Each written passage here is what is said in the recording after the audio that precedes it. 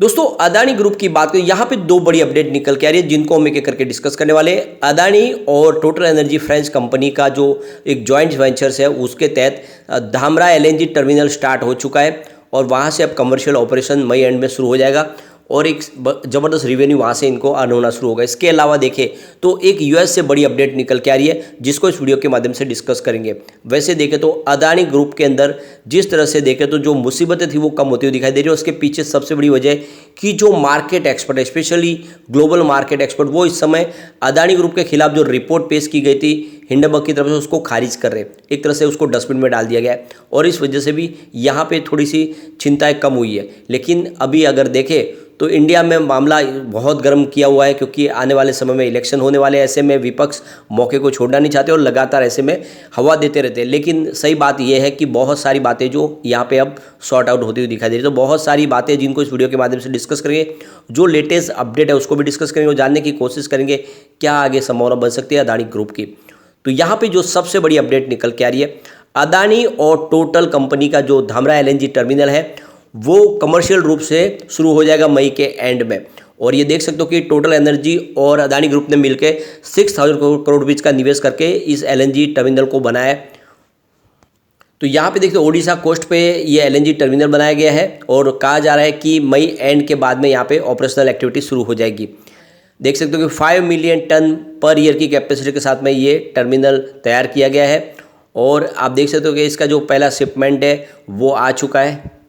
तो यहाँ पे इस टर्मिनल के माध्यम से जो लिक्विड नेचुरल गैस सप्लाई की जाएगी जिसके माध्यम से देखें तो फर्टिलाइजर के इस्तेमाल में होगी, स्टील के निर्माण में उसका इस्तेमाल होगा। उसके अलावा सीएनजी और कुकिंग गैस का काम भी लिया जाएगा, यानी इस नेचुरल गैस का कई तरीके से इस्तेमाल होगा। तो इससे पहले हमने डिस्कस भी किया था कि 1 अप्रैल को मॉर्निंग में ही देखें तो 2.6 ट्रिलियन ब्रिटिश थर्मल यूनिट का जो नेचुरल गैस का फ्रोजन फॉर्म में एक एलएनजी शिपमेंट है वो ऑलरेडी आ चुका है। अदानी टोटल की बात करें, ये एक जॉइंट वेंचर्स है जिसमें टोटल एनर्जी फ्रेंच की कंपनी और अदानी ग्रुप शामिल है। इस टर्मिनल की कैपेसिटी 5 मिलियन मैट्रिक टन्स की है जो एलएनजी हर साल यहाँ पे इसको कन्वर्ट करके आगे अलग अलग प्रोसेस में आगे पहुँचाया जाएगा। सबसे जो बड़ी बात है कि गवर्नमेंट आने वाले समय में ज़्यादा से ज़्यादा गैस का इस्तेमाल करना चाहते हैं जिससे आने वाले समय जो पोल्यूशन की मात्रा को कम किया जा सके, यानी जो नेचुरल गैस की जो एनर्जी मिक्स करना चाहते हैं 8% के आसपास से उसको बढ़ा के 15% करेंगे 2030 तक। तो कार्बन को पॉल्यूशन को कम करने के लिए सरकार चाहती है कि ज़्यादा से ज़्यादा गैस का इस्तेमाल हो। अब इस समय 8% है उसको बढ़ा के 2030 तक 15% कर लिया जाएगा और इसमें एक जो धामरा एलएनजी टर्मिनल है इसका बड़ा एक रोल अदा होने वाला है। ईस्टर्न इंडिया के अंदर धामरा अकेला एलएनजी इंपोर्ट एक टर्मिनल है और इंडिया के अंदर सेकंड इंटायर कोस्ट पे सबसे बड़ा ये टर्मिनल पोर्ट बना हुआ है। इसके अलावा 5 और टर्मिनल है जिसमें 3 गुजरात में है, एक महाराष्ट्र में और एक केरला में है। तो यहाँ पे देख सकते हो कि इस मौके पे टोटल एनर्जी की तरफ से कहा गया है कि हमने अदानी ग्रुप के सहयोग से हमारा जो पहला शिपमेंट है कार्गो वो यहाँ पे डिलीवर कर लिया है। यानी एक देख सकते हो कि कतर से ये जो कार्गो आया ये यहाँ पे इंडिया में आ चुका है टर्मिनल के ऊपर और इस नेचुरल गैस के माध्यम से अलग अलग सोर्सेज तैयार किए जाएंगे जिससे माध्यम से आने वाले समय में जितना भी पॉल्यूशन वातावरण में उसको कम किया जा सकता है। अभी यहाँ पे देखते हो इसको टेस्टिंग मोड में चल रहा है और जल्द ही यानी कहा जा रहा है कि मई के एंड तक ये कमर्शियल रूप से ये जो गैस है उसका आने वाले समय उसको दूसरे अलग अलग सोर्स से भेजना शुरू कर देंगे। फिलहाल 1 साल के लिए देखें तो 2.2 से लेकर 2.3 मिलियन टन्स की कैपेसिटी रहेगी और उसके बाद में आने वाले समय इस कैपेसिटी को और बढ़ाया जाएगा। यहाँ पे देखें तो धामरा के लिए जो टूलिंग फैसिलिटीज़ है वो यहाँ पे गेल इंडिया और ओएनजीसी की तरफ से प्रोवाइड की जा रही है और यहाँ पे इस एलएनजी को यहाँ पे इंपोर्ट करने के बाद उसको फिर से अगर आप देखें तो गैस में कन्वर्ट किया जाए उसके बाद में पाइप के माध्यम से इसको आगे भेजा जाएगा। यहाँ पे देखें तो इस बाद में एलएनजी को रिफाइनरीज और फर्टिलाइजर यूनिट को भेजा जाएगा। इसके अलावा देखें तो इसको सीएनजी में कन्वर्ट किया जाएगा। इसके अलावा कुकिंग गैस के रूप में कन्वर्ट किया जाएगा, उसको पाइपलाइन के माध्यम से फिर अलग अलग जगहों पे पहुँचाया जाएगा। इसके लिए 20 साल का एक कॉन्ट्रैक्ट कर लिया गया है आईओसी के साथ में, जिसके माध्यम से देखें तो 3 मिलियन टन पर एनुअल एलएनजी और 1.5 मिलियन टन गेल जो है इसको इस्तेमाल करेंगे।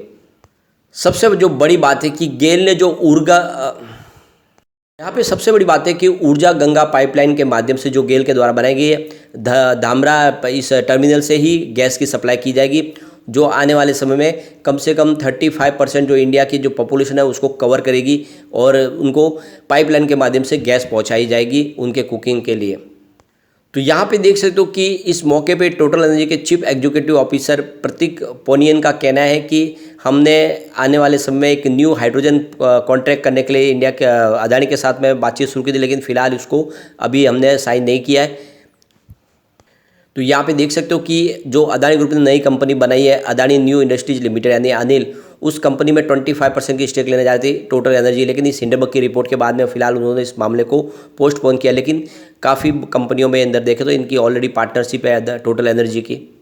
सबसे बड़ी बात है कि अदानी ग्रुप के अंदर टोटल एनर्जी की 10 में से 8 कंपनियों के अंदर होल्डिंग है और काफ़ी अच्छे इनके प्रमोट एक दावेदार के और एक प्रमोटर के रूप में शामिल है इनके साथ में। लेकिन आने वाले समय में ये अपने कारोबार को और तेज़ी से बढ़ाएंगे और उनको पूरा भरोसा है अदानी ग्रुप के ऊपर और ये दोनों के लिए काफ़ी बड़ा अचीवमेंट है। यहाँ पे एक बड़ी अपडेट और निकल के आ रही है, जैसे कि आपको पता पिछले दिनों जब अदानी ग्रुप के ऊपर बहुत सारी मुसीबतें आई थी और लगातार शेयर क्रैश हो रहे थे, उस समय जीक्यूजी पार्टनर ने एक बड़ा इन्वेस्टमेंट किया था, करीब 15,000 करोड़ का निवेश किया था अदानी ग्रुप में। और इस पूरी डील को फाइनल करवाने में सबसे बड़ा जो रोल अदा किया था वो था जेफरीज ने आप देखें तो ये एक लीगल टेबल प्रोवाइड की थी इंडियन इक्विटी कैपिटल मार्केट के लिए, जिसमें अदानी ग्रुप के शेयरों को बेचने में इन्होंने मदद की थी और जिसके माध्यम से जो ये जेफरीज ने किया था कि करीब $1.9 बिलियन शेयर सेल करवाए थे अदानी ग्रुप के और यूएस कंपनी के माध्यम से। तो जीक्यूजी पार्टनर ने जो इनसे शेयर खरीदे प्रमोटर कोटे में, उसके लिए सारा का सारा अरेंजमेंट जेफरीज ने करवाया था। तो यहाँ पे देख सकते हो जेफरीज सोल इन्वेस्टमेंट बैंकर थे जिसमें अदानी ग्रुप ने अपनी कंपनियों के शेयर बेचे, जिसमें आप देख सकते हो कि करीब $663 मिलियन के अदानी इंटरप्राइज के शेयर बेचे थे। इसके अलावा Adani ports and special economic zone के $642 मिलियन के शेयर बेचे, अदानी ग्रीन एनर्जी के $341 मिलियन के शेयर बेचे थे और अदानी ट्रांसमिशन के $231 मिलियन के शेयर बेचे और उससे जो रकम मिली उससे उन्होंने अपने कर्ज को अदा किया, जो गिरवी शेयर थे उनको छुड़ाया। तो एक बड़ा डील था जिसको यहाँ पे जेफरीज की मदद से पूरा किया गया, तो एक बड़ा सपोर्ट मिला जेफरीज का। इसके अलावा देखें तो जेएम फाइनेंशियल सर्विस और मॉर्गन स्टैनली ने भी सेकंड और थर्ड तौर पे ईएसएम लीग टेबल के ऊपर शामिल होते और इनका भी यहाँ पे सहयोग था। लेकिन जो सबसे बड़ा जो यहाँ पे सपोर्ट मिला वो जेफरीज का मिला, जिन्होंने डील करवाई और प्रमोटर कोटे से शेयर बेचे अदानी ग्रुप ने सीधे जीक्यूजी पार्टनर को।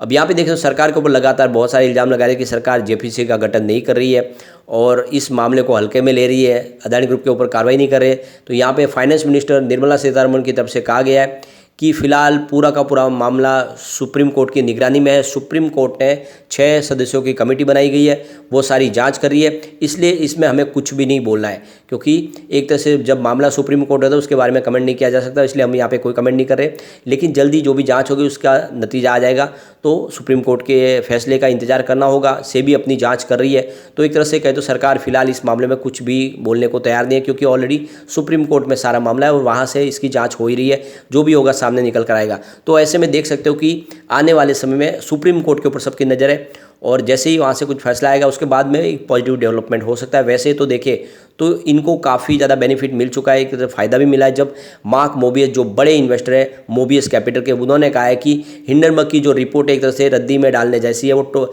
लोगों ने उसको ऐसे बहुत सारे उसको जगह दे दी है, लेकिन उसमें कुछ दम नहीं था रिपोर्ट में।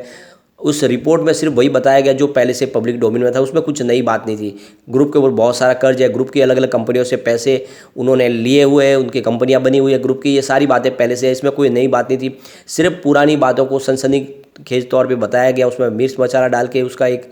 लोगों के बीच में एक माहौल बनाया गया, लेकिन कुल मिला के उसमें कुछ दम नहीं था, ये क्लियर है। तो आप समझ सकते हो कि इस रिपोर्ट में जिस तरह से इंडिया में इतना माहौल बनाया जाएगा उतना विश्व के लिए लोगों के इसमें कोई फ़र्क नहीं पड़ रहा है। और हिंडनबर्ग की रिपोर्ट के बाद भी अदानी ग्रुप मजबूती के साथ आगे बढ़ा है और सबसे बड़ी बात है कि यहाँ पे कारोबार ज़मीनी हकीकत में बढ़ रहा है और ये जो LNG पोर्ट तैयार हुआ है, जो यहाँ पे टर्मिनल से अब ये गैस का निर्माण शुरू होगा और ये गैस को आगे सप्लाई किया जाए, इसमें बहुत सारा इनको बेनिफिट होने वाला है। तो काफ़ी पॉजिटिव बातें और खबर निकल के आएगी, उसको हम आगे डिस्कस जरूर करेंगे। लेकिन फ्रेंड, कोई भी इन्वेस्टमेंट करने से पहले अपने फाइनेंशियल एडवाइजर से बारे में ले ले या अपना खुद का रिसर्च करें, क्योंकि मैंने वीडियो आपके एजुकेशनल पर्पज़ के लिए ही बनाया। वीडियो पसंद आए तो लाइक से जरूर कीजिए और चैनल को सब्सक्राइब कर दीजिए। Thank you friend.